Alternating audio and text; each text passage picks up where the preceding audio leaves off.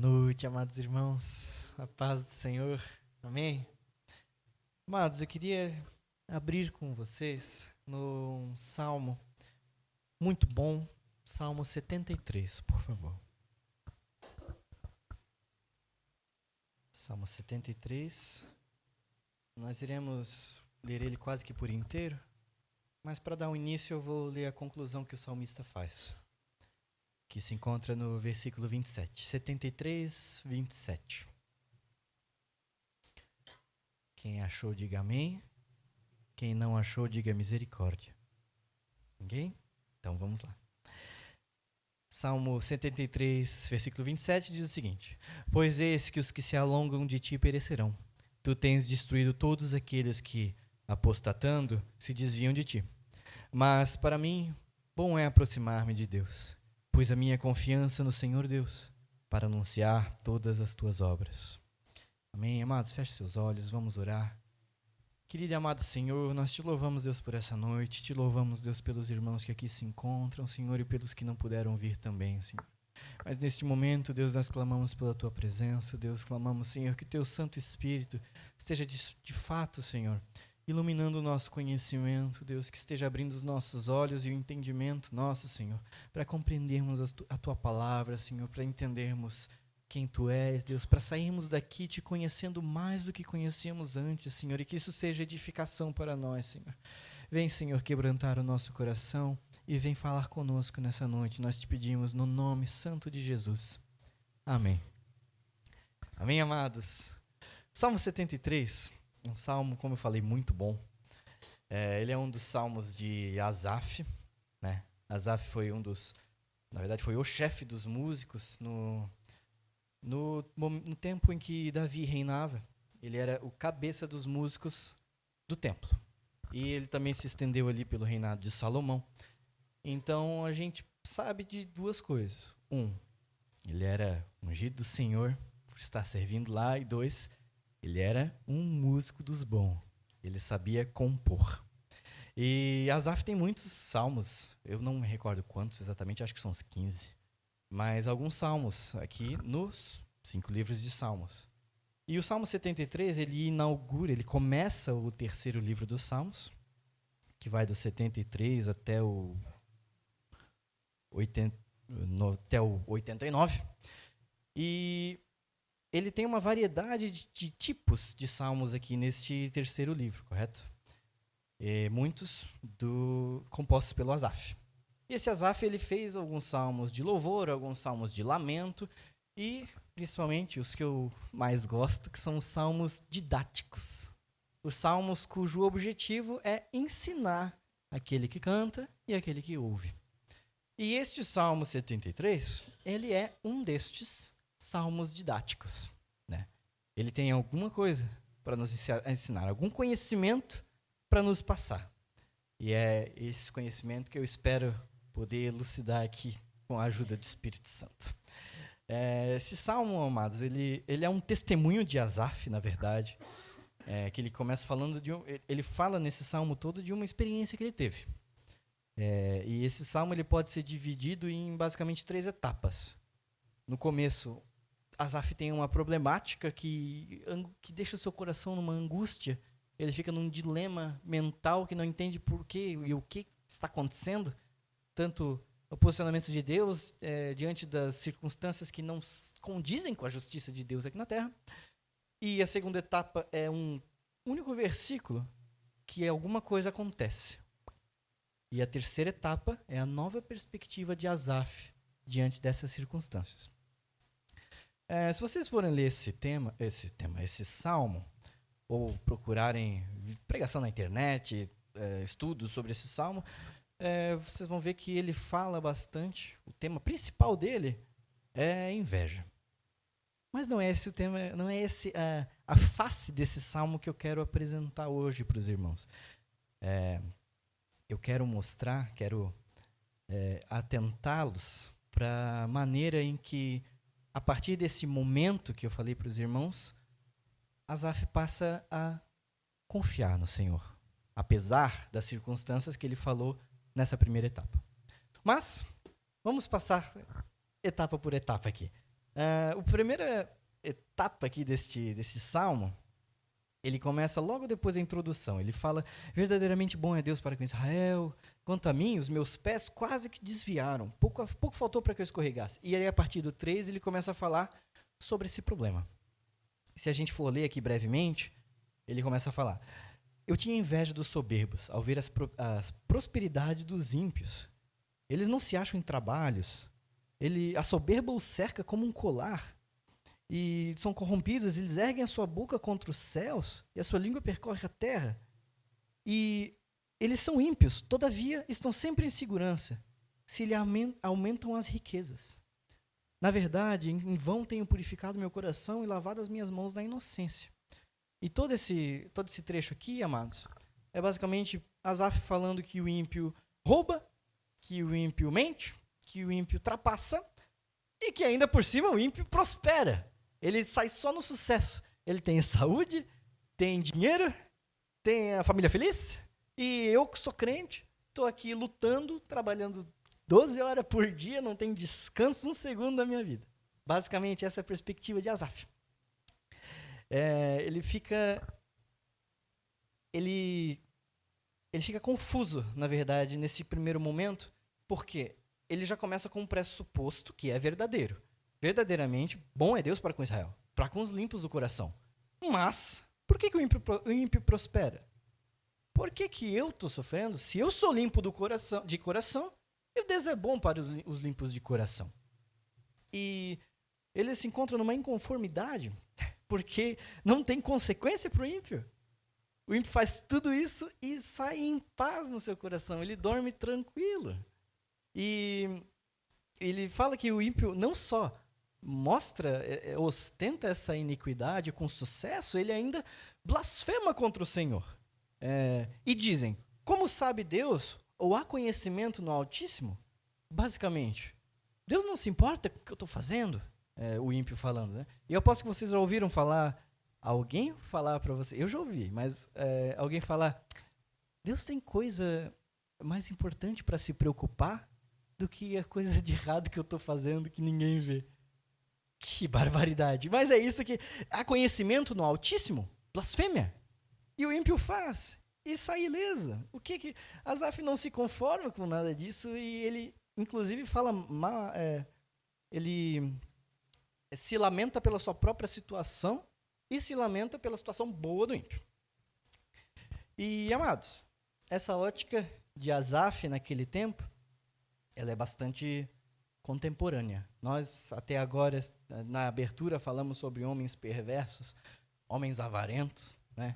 E falamos sobre coisas que acontecem hoje, que estão acontecendo hoje, de roubo, de corrupção, e de gente que parece que não sofre, não tem a condenação que merece, mas...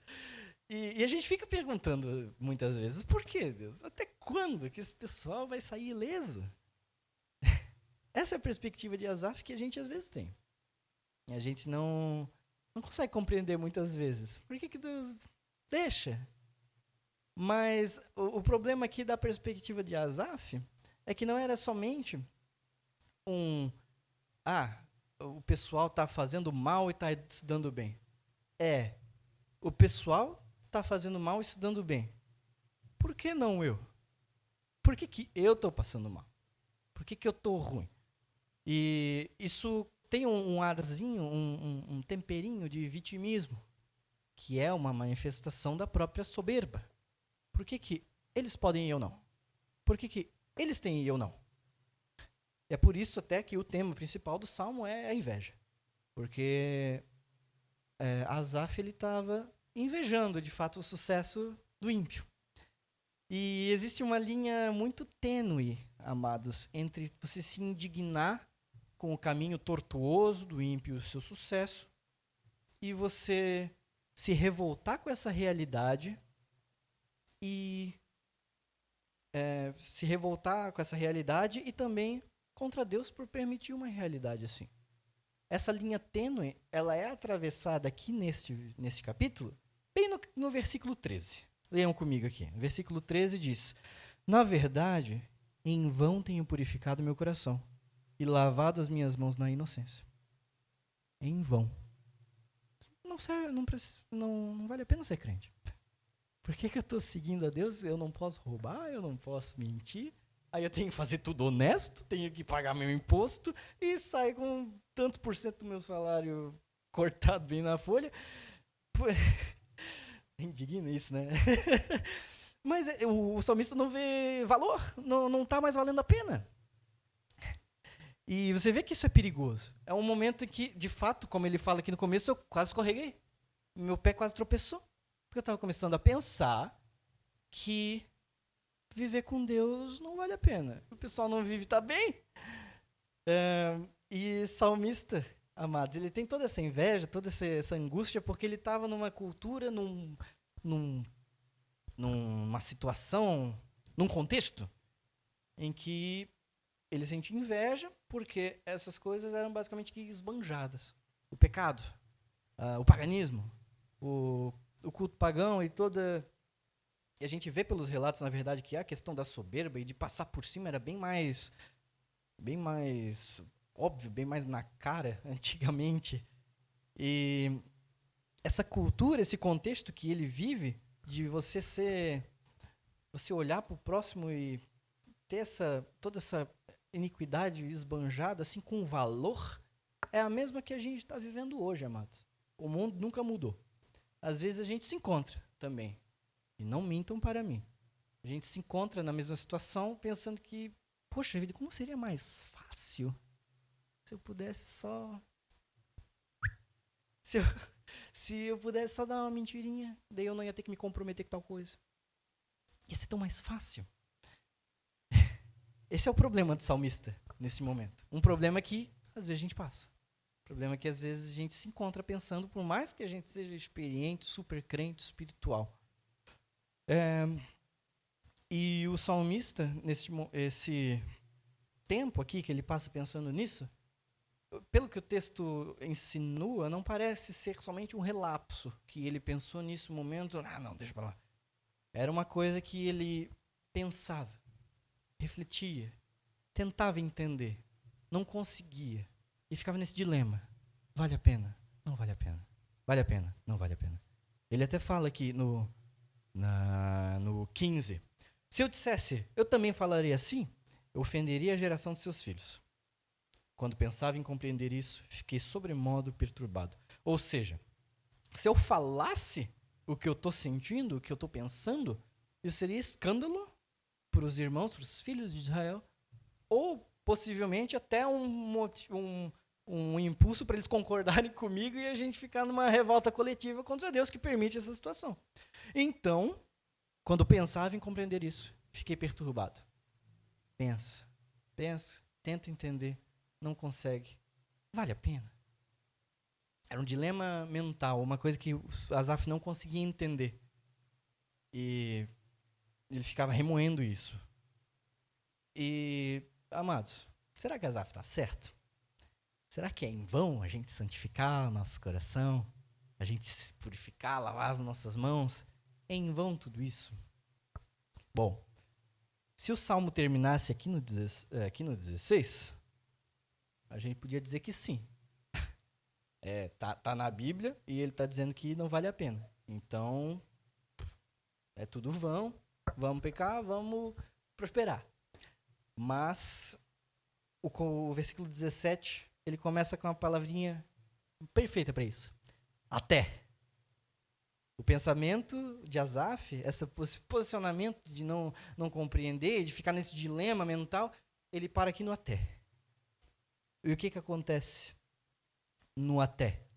Até que eu entrei no santuário de Deus. Então eu entendi o fim deles. Ah, que maravilha. Ele pensa, remoe, fica nesse dilema até que entra no santuário de Deus. E isso, antes de falar sobre a mudança, já nos fala uma coisa muito importante. Asaf não esperou isso ser resolvido dentro dele para entrar na presença do Senhor. Ele entra na presença do Senhor com o problema. Ele entra na presença do Senhor com os seus dilemas mentais, com a sua angústia, com a sua dúvida, mesmo assim, ele vai no santuário de Deus, vai na presença do Senhor. E é exatamente o que a gente tem que fazer no momento de angústia, no momento de não entender, não compreender as coisas. Senhor, eu estou pensando que não está valendo a pena. Para quem que eu recorro? Para o Senhor. Ele sabe que vale a pena. Né, amados? E a gente tem tanto costume de sentir vergonha de Deus, de não querer se mostrar vulnerável diante de Deus e foge da presença do Senhor. Não é isso que a gente tem que fazer. A gente tem que entrar no santuário de Deus e então entenderemos o fim. Quando ele entra na presença do Senhor, sua mente é esclarecida. Parece que nesse versículo um peso sai das costas de Asaf. Ele tem sua mente renovada, ele começa a olhar para as coisas diferentes. E uma coisa que é importante, até que eu entrei no santuário de Deus e o ímpio parou de prosperar. Não. Até que eu entrei no santuário de Deus e o ímpio parou de blasfemar. Não, eu entrei no santuário de Deus e agora eu estou enriquecendo. Não. Eu entrei no santuário de Deus e eu entendi. O ímpio continuou pecando, continuou prosperando, e eu continuo tendo que pagar o boleto no fim do mês. Mas eu entendi o fim deles. Deus não mudou as circunstâncias. Deus mudou a maneira que Asaf viu essas circunstâncias. Amém, amados? E o que exatamente aconteceu no santuário de Deus? Aqui nesse versículo 17, aconteceu duas coisas com Asaf. Fé e arrependimento. Não insinuando que ele se converteu aqui nesse momento, mas que ele teve um conhecimento, uma compreensão a mais na sua vida cristã, né? Ele creu na ótica de Deus diante das circunstâncias e ele se arrependeu de não ter tido ela antes. E, amados, isso é tão maravilhoso, isso é tão lindo, é coisa que a gente tem que ter a todo momento. Cada vez mais fé, cada vez mais arrependimento. Isso é crescente e constante na vida do cristão. E como que a gente vai entrar no santuário de Deus, amados?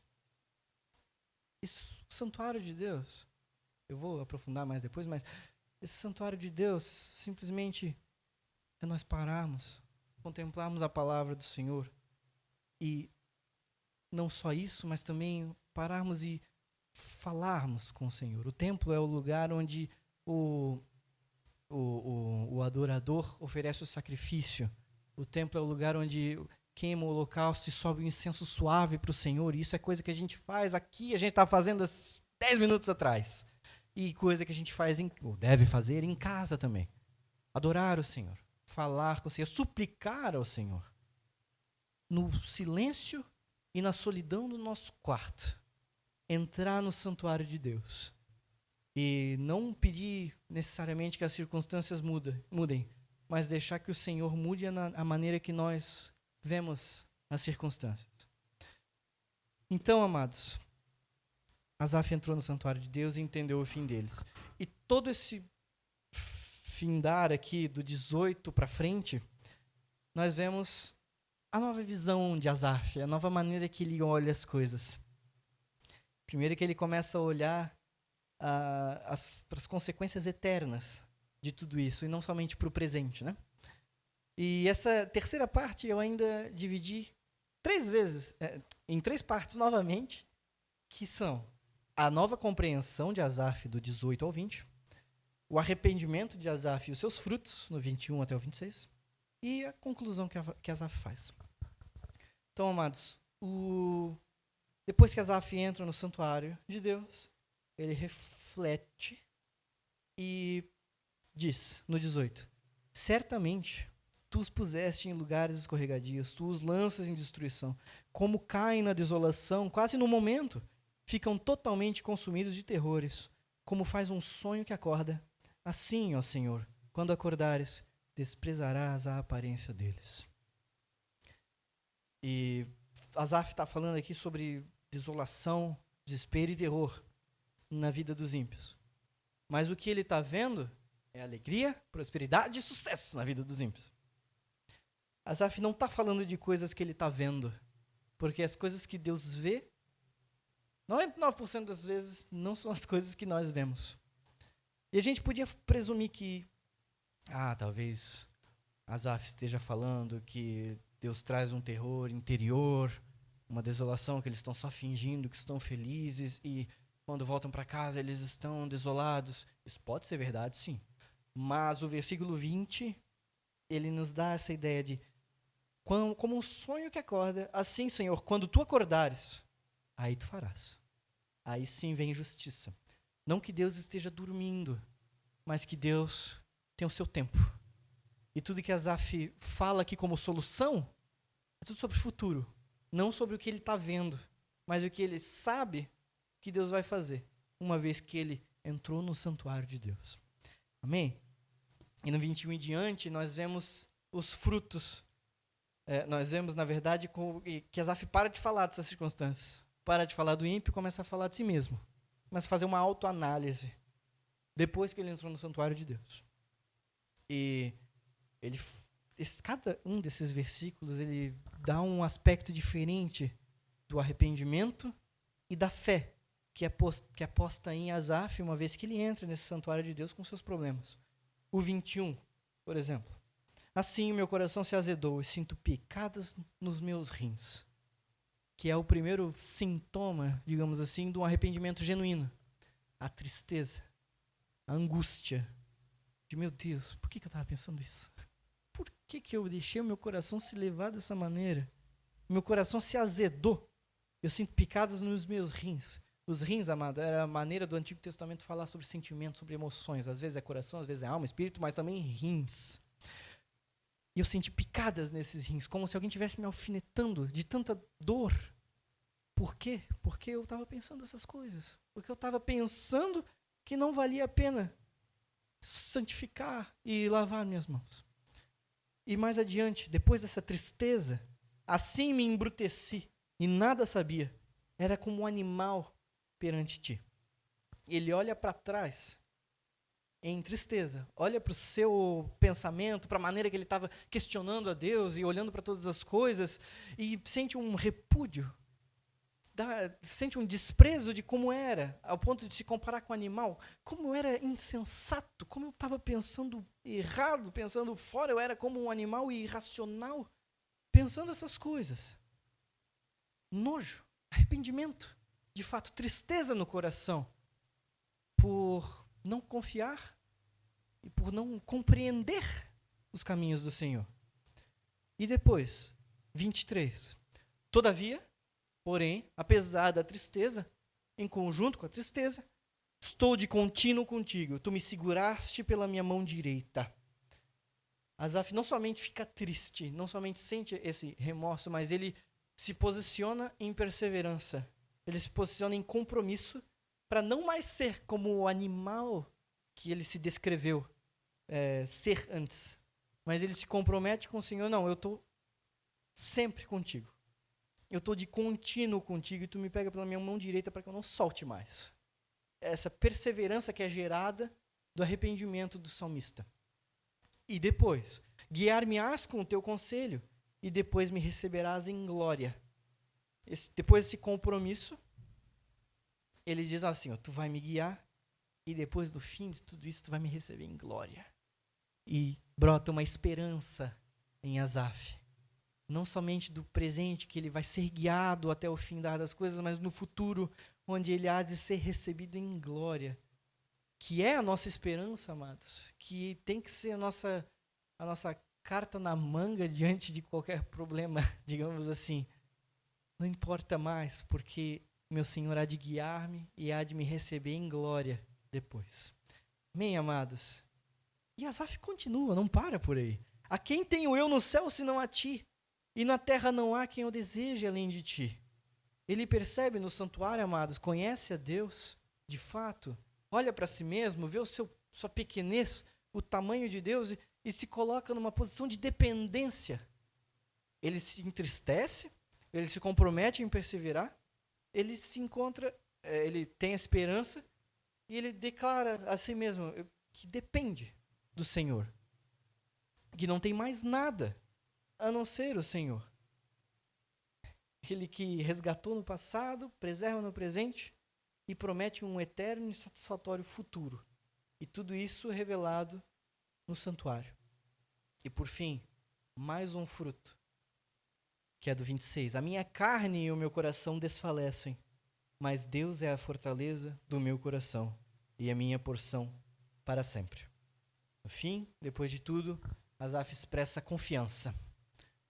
Uma confiança que diz que, mesmo que aquelas coisas que eu estava invejando nos ímpios, mesmo que a saúde que o ímpio tem, mesmo que eu perca toda a minha saúde, que eu desfaleça, mesmo que eu perca tudo que eu tenho, que era tudo que eu estava invejando, o Senhor é minha fortaleza. Ele se apoia não no que Deus pode dar, porque ele considera perder tudo, mas ele se apoia em quem Deus é. E ele não se apoia no que ele é, porque ele pode desfalecer, mas ele se apoia em quem Deus é. E ele tanto pode perder tudo que ele diz que o Senhor é a minha porção, o Senhor é a minha herança. É um verdadeiro levita. O levita não tinha um território determinado como as outras tribos, porque a herança do levita era o Senhor. Não era do Senhor, é o Senhor.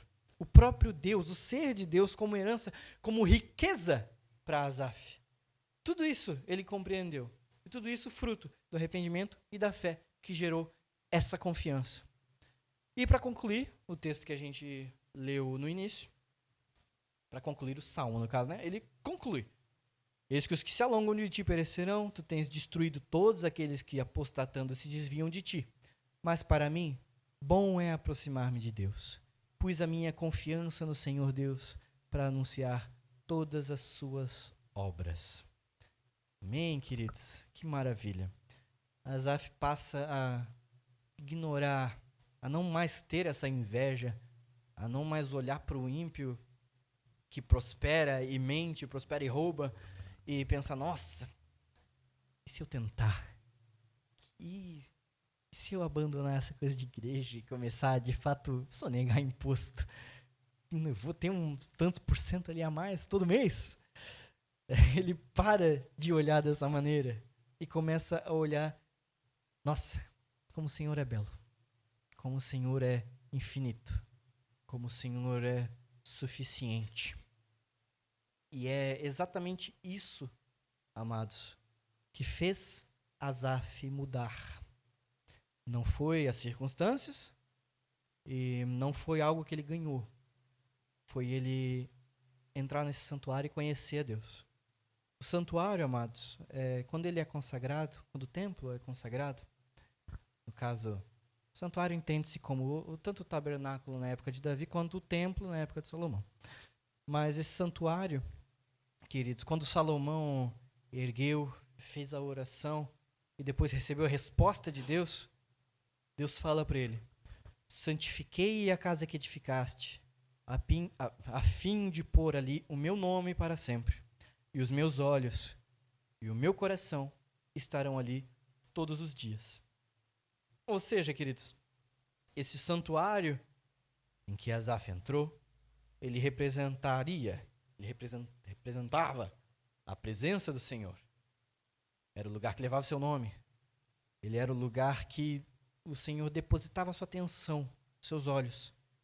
E era o lugar que era o centro do coração do Senhor. Era o desejo do coração do Senhor de ter comunhão com os adoradores naquele lugar, no santuário. E nós sabemos, queridos, que hoje a gente não tem um santuário. O santuário não está mais restrito ao templo, ao átrio, ao lugar santíssimo. Não está mais restrito, principalmente, unicamente porque o nome e os olhos e o desejo do Senhor habitam em nós através do seu Santo Espírito. Amém? Então, queridos, para nós entrarmos no santuário, entrarmos no templo do Senhor, nós aquietamos o nosso coração, quebrantamos o nosso coração, voltamos os nossos olhos para a palavra do Senhor, adoramos, clamamos ao Senhor no íntimo do nosso ser, em algum lugar que ninguém vê, para que de fato o Espírito Santo esteja abrindo os nossos olhos, iluminando o nosso conhecimento, não para que Deus nos dê coisas, mas para que Deus nos transforme. Amém? Então, compreendendo, amados, Vocês estão me entendendo? Queridos, entrar no santuário é algo que nós devemos fazer constantemente. Quando Asaf fez, ele entendeu o fim dos ímpios porque ele compreendeu quem Deus é. Ele se sentiu arrependido porque ele viu quem ele era em relação a Deus, a quem Deus é. E no fim, a base da fé, a base da confiança de Asaf está em quem Deus é, na pessoa de Deus, na maneira que o caráter de Deus é imutável, por exemplo. E Asaf pode olhar para o passado e entender, confiar que o futuro está nas mãos daquele que proporciona verdades como a que ele introduz o Salmo, que verdadeiramente bom é Deus para com Israel e para com os limpos de coração. E esse Deus imutável é a base que ele tem para falar uma coisa dessas. Verdadeiramente Deus é bom para os limpos de coração, porque ele já foi e ele é imutável, portanto ele é e para sempre será. Essa fortaleza que ele tem permite que ele diga aqui no 26 que a minha carne pode desfalecer, eu posso perder tudo que eu tenho, mas o Senhor é a minha fortaleza, porque é uma fortaleza que não muda, mas que está sempre firmada. E a fé, queridos, é exatamente isso. Conhecer quem Deus é e confiar nele. Às vezes as pessoas confiam em Deus só em partes. E daí eles botam no vidro do carro: eu sonho, Deus realiza. Eu vi isso uma vez, eu fiquei inconformado. Como é que pode? Eu sonho, Deus realiza. Quando, na verdade, se eu confio em Deus, é Deus que sonha e Deus que realiza. Ele que define, ele que definiu que o ímpio ia prosperar bem na cara de Asaf, para ele sentir inveja e depois se arrepender. Ele que molda essas circunstâncias. E está tudo no controle, na mão do soberano Deus. Então, se eu confio nele, pouco importa a circunstância, porque eu conheço aquele cujas circunstâncias estão... conheço aquele que pega as circunstâncias na mão e a detém, a sustém, né? Nada mais a gente precisa, nada mais é necessário quando a gente depende do Senhor. E, amados, Deus é bom e justo, Deus é imutável e nós sabemos que Deus permanece bom e justo e para sempre será bom e justo. E não tem nada que Deus possa nos proporcionar, nos dar, que seja maior do que Ele mesmo, correto? Então, se a gente está depositando a nossa fé em alguma coisa que não seja Ele mesmo, o ser, a pessoa de Deus, nós estamos botando nossa fé no lugar errado. Se nós focamos em alguma coisa que não seja conhecer a Ele e a Ele mesmo, nós estamos conhecendo a coisa errada. Porque não há nada maior, mais precioso do que Ele mesmo. E o ponto que eu quero chegar é que o próprio Deus é a garantia de que os caminhos que Ele nos conduz são os melhores, são os mais retos. Porque nós conhecemos quem Ele é. E Deus deixa isso explícito, que Ele é essa garantia, em um trecho lá de Gênesis, que eu queria que os irmãos abrissem comigo. Gênesis 15. Onde Deus mostra: esse sou eu, confia em mim, basicamente. Gênesis 15, 7.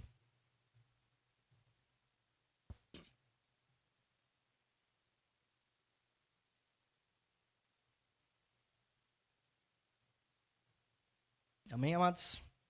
Gênesis 15, 7. Deus está fazendo aliança com Abraão. Vamos ler aqui. No 15, 7, começando aqui. Vou ler versículo por versículo.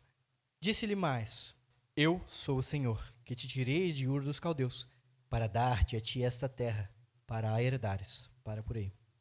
Deus já tinha afirmado essa promessa para Abraão 2 vezes já, em Gênesis 12, 2 e em Gênesis 13, 14. Ele prometeu uma terra para sua posteridade. E pode ficar tranquilo, Abrão. Eu o farei. E mesmo assim, tendo essa reafirmação pela terceira vez já, Abrão diz o seguinte no versículo 8. E disse ele, Senhor Jeová, como saberei que hei de herdá-la? Abrão, ele sabe que é fraco. Abrão, ele sabe que é incrédulo. Ele creu. Lá no versículo 6, a gente já viu que Abrão creu no Senhor.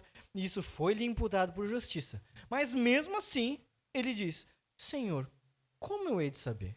Confirma para mim, Senhor, porque eu sou falho. Eu vou esquecer, eu vou me pegar duvidando, assim como Asaf o fez depois. Eu vou duvidar. Senhor, confirma no meu coração, confirma para mim. Faz essa misericórdia. E Deus é misericordioso e tá bom, Abrão. Eu vou confirmar. Ele faz o seguinte, no 9. Toma-me uma bezerra de 3 anos, uma cabra de 3 anos, um carneiro de 3 anos, uma rola e um pombinho. E Abrão, já sabendo que Deus tinha em mente, ele pega esses animais, os parte no meio e coloca em fileira. E isso seria o sinal da aliança do Senhor. Mas eu quero contextualizar um pouquinho do porquê isso. E da profundidade desse ato de partir os animais e depois do que Deus vai fazer. Bom, eu vou ler aqui. No Gênesis 17. O que Deus faz? Sucedeu que, posto o sol, houve escuridão, e eis que um forno de fumaça e uma tocha de fogo, que passou por aquelas metades. Naquele mesmo dia fez o Senhor um concerto com Abrão, dizendo, a tua semente tenho dado essa terra, desde o rio do Egito até o grande rio Eufrates. Então, Abrão parte os animais, e Deus, em forma de tocha, em forma de fogo, passa pelo meio desses animais partidos. O que significa isso? Amados, isso era uma prática do Antigo Oriente de firmação de aliança. Uma maneira que você pegava o animal, partia no meio e passava no meio dele, você estava afirmando que seja feito comigo como aconteceu com esse animal, caso eu quebre essa aliança. Isso não é somente bíblico, isso é cultural da época. E a gente vê mais uma ocorrência disso lá em Jeremias, não precisa abrir, lá em Jeremias, quando Deus está acusando os judaítas, ele fala, entregarei os homens que traspassaram o meu concerto, que não confirmaram as palavras do concerto que fizeram diante de mim, com bezerro, que dividiram em 2 partes, passando pelo meio das 2 porções. Então, queridos, esse ato de passar pelo meio dos animais é basicamente, esse bicho que foi cortado ao meio, se eu quebrar essa aliança, eu quero que seja feito comigo a mesma coisa. E é uma tamanha misericórdia o Deus soberano, que sabe que é infalível, fazer uma afirmação dessa. Pensa no Altíssimo falando que seja feito comigo como foi feito com esse animal que eu mesmo criei. Mas esse Deus amado que nós temos, ele se diminui às tradições humanas de fazer esse ritual e ele coloca a si mesmo como garantia para Abrão. Abrão, essa é a minha aliança e eu estou me pondo em jogo aqui. Eu estou pondo a minha fidelidade, a minha honestidade, imutabilidade, infalibilidade em jogo. Porque se eu falhar contigo, que seja feito comigo como foi feito com esses animais. No que Abrão creu? No próprio Deus. No caráter, na pessoa de Deus, que se deu como garantia nesse ato tão maravilhoso. E, meu Deus, é incrível como Deus trata com a gente de uma maneira tão amorosa para a gente entender. Porque a gente simplesmente não consegue confiar. Abraão sabia que não podia confiar. Ele creu, mas ele disse, Senhor, prova para mim. Senhor, confirma no meu coração. E mesmo assim o Senhor tem misericórdia. E é tanta essa misericórdia, e o Deus é tão o mesmo, que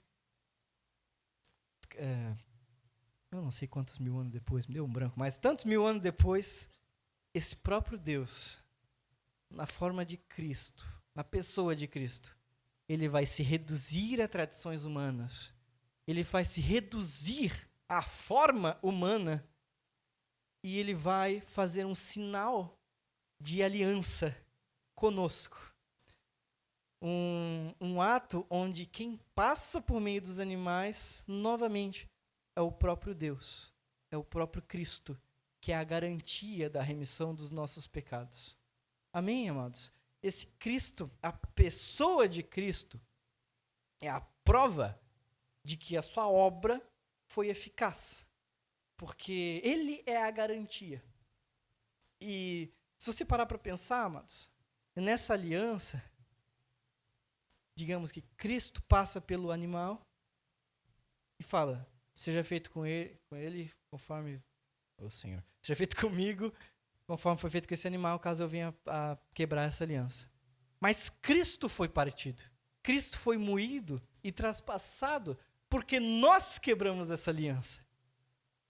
E, meu Deus, só que esse partir de Cristo, esse partir ao meio, que foi fruto da quebra dessa aliança, é a garantia que nós temos a paz com Deus. Por quê? Quem é essa garantia? Deus!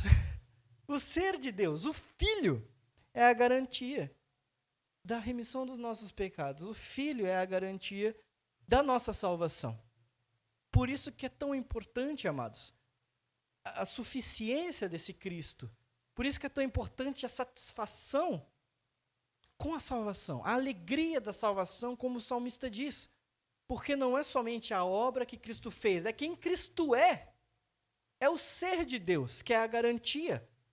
E se eu não tenho essa garantia como alegria, como sustento diário, como satisfação, eu estou dizendo não somente que a obra de Cristo é insuficiente, mas que Cristo é insuficiente. Oh, amados, isso é tão profundo, isso tem que nos fazer pensar, tem que nos fazer pensar em como nós temos andado. Cristo se entregou para que nesse mesmo arrependimento e mesma fé que Asaf teve, nós pudéssemos olhar para frente e dizer, Deus há de nos guiar e nos receber em glória, mediante o sacrifício de Cristo e na fé que eu deposito no Filho de Deus, que é a garantia, a certeza da remissão dos meus pecados. O arrependimento de Asaf, amados, não serviria de nada se ele não tivesse crido, se ele não tivesse tido todos aqueles outros frutos que depois ele apresentou, que não há nada que eu queira mais que a ti. A quem tenho eu no céu além de ti? Querem a prova disso, queridos? Judas Iscariotes. Ele pecou, obviamente, não precisamos pensar muito nisso. E ele sentiu as picadas nos rins, ele sentiu o azedo no coração. E também o outro versículo dizia que se viu como um animal. Talvez ele tenha se visto, sim, como um animal antes. Mas o que faltou para Judas? O crer. Judas, ele sentiu o remorso, a tristeza, e não achou que Cristo fosse suficiente. Tomou as coisas nas suas próprias mãos. E sabemos qual foi o fim dele. Morte em suicídio. Ele arrependeu-se, até certo ponto, mas não creu. Não houve uma mudança de atitude, uma mudança de rota, uma mudança de vida. Ele não teve a Cristo como tudo o que precisava, como suficiente de fato. E daí eu levanto aquelas questões. Nós temos crido nisso? Nós temos nos arrependido de verdade? Quando a situação aperta, é muito incrível que as pessoas às vezes dizem, Deus é tudo para mim, Deus é pai. Mas quando a situação aperta, para quem que essa pessoa recorre? Para quem que você recorre quando a situação aperta? Nós recorremos para o Senhor, nós levamos os nossos dilemas, os nossos problemas para o santuário de Deus, na esperança que Ele vá me transformar? Ou a gente leva para qualquer outra coisa, para qualquer outro lado? E ainda mais, esse Cristo, que é a garantia da nossa salvação, tem nos contentado? Nós temos encontrado nele tudo o que nós precisamos? E ainda mais, Nós temos nos contentado com quem Deus é ou com o que Deus faz, com o que Ele me proporciona? Que, pela graça de Deus, Ele proporciona, Ele abençoa, Ele é misericordioso, nos dá coisas. Mas Ele não nos dá para que confiemos nessas coisas. Ele nos dá para que confiemos nele, para que amemos a Ele por quem Ele é. Então, amados, concluindo, Deus é a garantia da vida eterna. Deus é a garantia do contentamento infinito e eterno que teremos. Deus é a garantia da paz que eu tenho para com Deus. E a obra de Cristo é apenas uma expressão de quem Deus é. E Deus é tremendo. Por isso que a sua obra é tão tremenda. Né, amados? E se a gente diz que crê em Jesus Cristo como nosso único e suficiente Salvador, a gente tem que avaliar se a gente tem vivido dessa maneira. Se a gente não tem abandonado ou ignorado a alegria da salvação. Meu Deus do céu, Cristo morreu no nosso lugar. Existe coisa, eu podia falar, Cristo morreu no nosso lugar durante 1h30 aqui. Porque é tanta maravilha. E Cristo morreu, queridos, para que essa eterna aliança pudesse me proporcionar essa vida eterna, que ainda está de pé, porque Cristo é a garantia. Ele foi partido para que eu não precisasse ser nessa aliança de penalidade invertida. E por isso que nós somos chamados constantemente, em especial nós somos chamados hoje para entrar no santuário de Deus.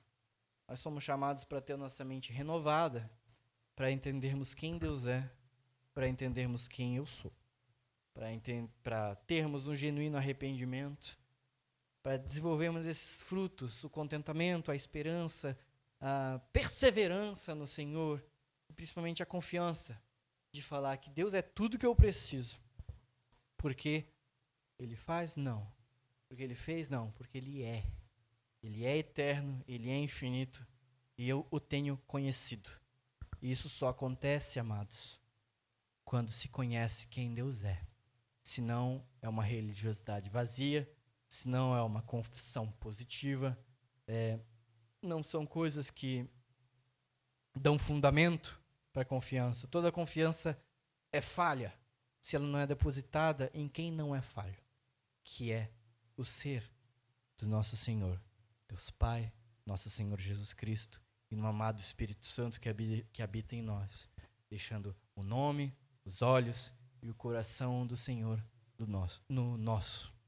Então, amados, glória a Deus por essa misericórdia, por essa graça, por esse acesso que nós temos de poder conhecê-lo, de poder entrar no santuário de Deus com os nossos problemas, de termos o livre acesso ao Pai, e mediante o sacrifício do Filho, que também é Deus, que é perfeito, que nos dá acesso ao Deus perfeito. E como que podemos ainda duvidar de algo que é tão perfeito, de Deus que é tão perfeito? Realmente, nós somos incrédulos, como Abrão. E Abrão só creu porque Deus foi misericordioso em reafirmar, em confirmar, em fazer aliança. E esse Deus que é misericordioso, ontem ainda o é. E o que eu peço, amados, para mim e para os irmãos, é que confiemos. É que olhemos para as circunstâncias e não deixemos que isso tome o nosso coração, mas que olhemos para Deus e deixar que Ele tome o nosso coração. Eu peço, amados, que nós tenhamos não um olhar otimista, mas simplesmente, como eu estava orando aqui antes de começar o culto, simplesmente um coração que abre a vela do navio e deixa que o vento do Espírito o leve, mesmo que está levando bem para uma onda, para os raios. Pensa assim, imagina, queridos, tem um oceano, um céu limpo, e trovões e raios, e tempestade, e onda, pá. Se eu abro a minha vela e o vento do Espírito me leva para o lado de lá, eu é que não vou abaixar minha vela e começar a remar para o outro lado. Porque É isso que Asaf começou a pensar em fazer. Será que vale a pena mesmo eu deixar o vento do Espírito Santo me levar? Ou eu vou remar com a minha própria força para o outro lado que me parece ser melhor? Deus sabe o que faz. Deus é perfeito, imutável, dono de todo conhecimento, do tempo e da história. Se nós confiamos nele, queridos, o que mais nós queremos ter? Né, amados? Então eu peço que vocês fiquem de pé, queridos, e estaremos levantando um clamor, de fato, para que Deus esteja fortalecendo a nossa fé, para que Deus esteja levando a um genuíno arrependimento, que nós possamos deixar qualquer pensamento tortuoso, qualquer dúvida, e levá-los ao santuário de Deus, deixar que Ele conduza a nossa vida, e que nós simplesmente deixamos Ele pegar pela nossa mão direita, e deixar que Ele nos leve. Amado Senhor, querido Deus, nós te louvamos, te adoramos, Senhor, porque Tu tens sido bom, Tu és constantemente bom e podemos crer que Tu para sempre serás. Obrigado, Deus, porque podemos confiar em Ti, Deus, mas a única coisa que nos impede é nós mesmos. Nós somos falhos, somos incrédulos, Senhor. Precisamos de tantos sinais, de tantas maravilhas, Deus, não conseguimos nos contentar contigo, com quem Tu és, com a palavra que Tu já nos deixou, com o amor que Tu tem depositado em nós, com a salvação, Deus. Livra-nos, Senhor, de não encontrar contentamento em Ti, Deus. Livra-nos, Senhor, de tomar caminhos que não são os Teus, Deus, de querer tomar as coisas nas nossas próprias mãos. Ensina-nos, Senhor, a confiar em Ti, Deus. Querido, amado Senhor, nós queremos Te conhecer, nós queremos entrar no Teu santuário, habitar, Senhor, na Tua casa, Deus. Deixar que Tu habite em nós, Senhor, e deixar que Tu conduzas a nossa vida, Deus.